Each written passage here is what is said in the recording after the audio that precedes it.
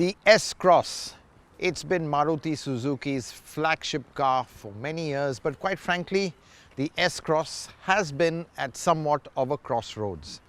Now, when we first drove it about 5 years ago, this car had a strong 1.6 diesel engine. But however good that engine was, it was a bit too overpriced in comparison to the 1.3 diesel. Now that had a bit of success, especially after the facelift, because what we had even said in our first review was that the looks were a problem. This car was a bit too crossover for our SUV hungry audience. Well, Maruti corrected that some time back. We've seen this before, so we don't want to go too much into the grille, which has been changed.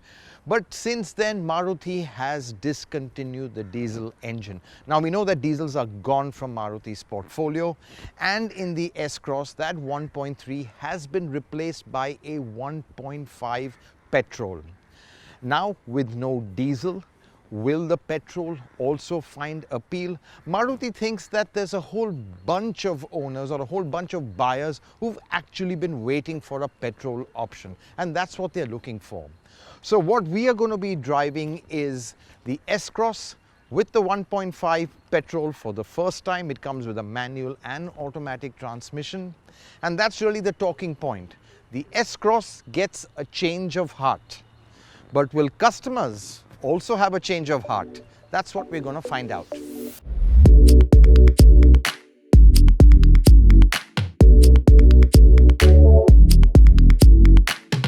There's absolutely no change on the outside though, and the S-Cross looks the same as before. The comprehensive facelift it got in 2017 was an attempt to make it more of an SUV than a crossover, and back then it did enhance the looks. 3 years on, there are still bits that stand out, like the muscular bonnet, the techie looking headlights, and of course you can't miss that toothy grille. There are lots of SUV cues like the scuff plates all around, but the fact is that the low slung proportions are very much that of a crossover. So more than emotion, the S-Cross is more about practicality and functionality with genuinely good space all around. Have a look at the boot, which is really quite spacious and well shaped to carry a fair number of bags. And the cabin, let's jump inside and start with what I think is one of the S-Cross's biggest strengths, the back seat. There's no change to the back seat, and that's a good thing because the S-Cross's back seat is one of the most comfortable around. Decent legroom, decent headroom, and you can really see out. You sit in the slightly elevated position, which gives you a great view of everything around you. You've got a flip down armrest, that's actually quite common in these cars, but what is missing is that there's no USB port, not even a 12-volt socket, so that's a bit of a miss. But overall, I have to say this is really a comfortable back seat, and if you're traveling with the family on long distance, the back seat makes a really strong case for the S-Cross. The dashboard too is same as before, functional and straightforward, and by Suzuki standards, the cabin is quite well built too. The materials, the switches feel quite hard-wearing, like they last for a long time. But the overall black theme and the lack of any design flair makes the insides a bit dull. There's no change in equipment in this variant. The centerpiece here is the touchscreen, which gets SmartPlay Studio, the latest version of Maruti's infotainment system. For what you pay, the S-Cross is fairly well equipped, but misses out on a few crucial items like a sunroof and wireless charging, things customers have come to expect today. Safety equipment. The S-Cross gets just 2 airbags, but it makes up by enhancing stopping power with rear disc brakes. On the practical side, you have generous door pockets and bins to keep your stuff. So overall, the cabin is spacious, practical, and solidly built, which makes it a friendly place to be. Now, to answer the key question, how does it drive? So I'm in the S-Cross Petrol manual, so it's the same 1.5 petrol mated to a 5-speed manual gearbox.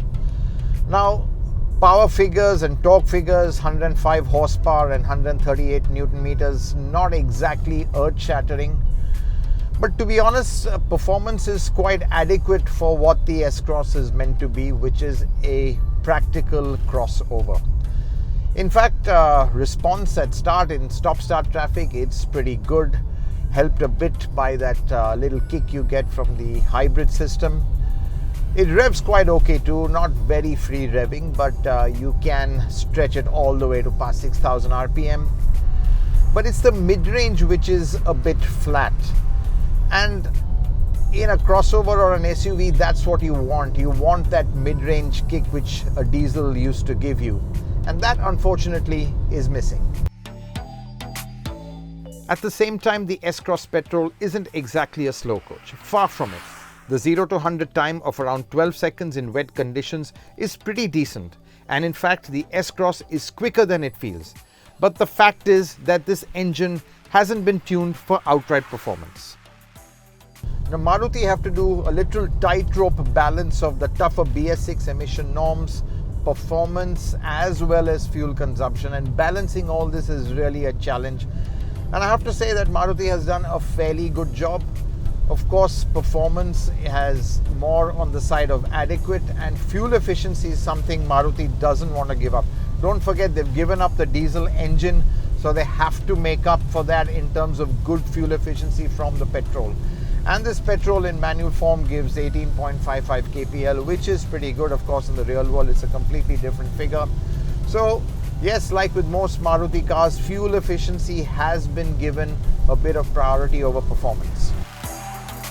Don't ask too much of this engine, drive it in a relaxed way and you'll be rewarded with a refined and smooth driving experience. And the automatic variant is even smoother.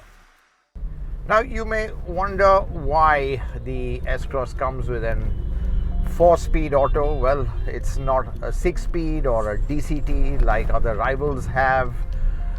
Quite frankly, this is really the only gearbox in Suzuki stable which matches this engine and this weight of car. You can't use an EMT, you can't even use the CVT from the Baleno. So in sense of transmission firepower, S-Cross doesn't quite have that of its rivals. But you know, when you drive this car, you do realize that quite frankly this transmission does the job. Now I'm driving here in serious stop-go conditions. You can see that Mumbai is unlocked a fair bit, a lot of traffic on the road, and in these start-stop conditions the gearbox actually is working fine. It in fact complements the 1.5 engine, where that low down torque or that low down revs which you just get off the line, where the cubic capacity makes a difference. It really works well over there, so it's pretty responsive. I just don't feel any lack of power or performance. Yes, not very exciting. This is not a car that you want to kind of reach for paddle shifters. There are no paddle shifters. There's not even a basic plus minus over here. So very basic gearbox, no doubt about that. But it does the job, and don't forget, it is aimed at people who just want seamless, fuss-free and easy commute.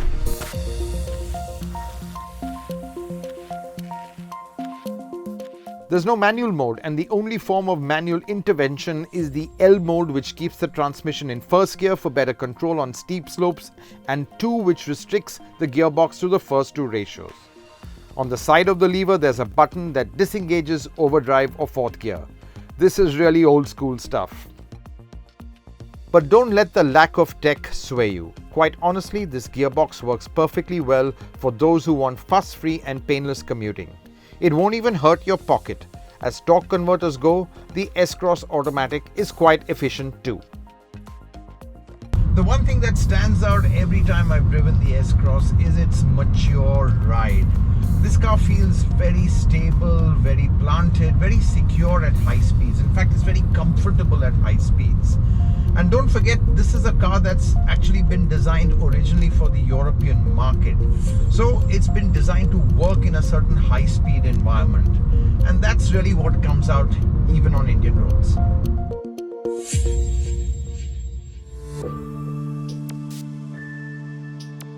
Now, the petrol S-Cross may not get your adrenaline pumping, and the crossover proportions don't quite give it the road presence of some of its SUV rivals.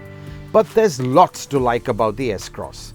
The refined and efficient 1.5-litre mild hybrid petrol, the spacious and practical cabin, and great highway composure at all times make it a loyal companion. The truth is that the capable S-Cross is a very underrated car that never got its due. But now, with a very attractive price which makes it outstanding value, Maruti Suzuki's flagship model could finally get the success it deserves.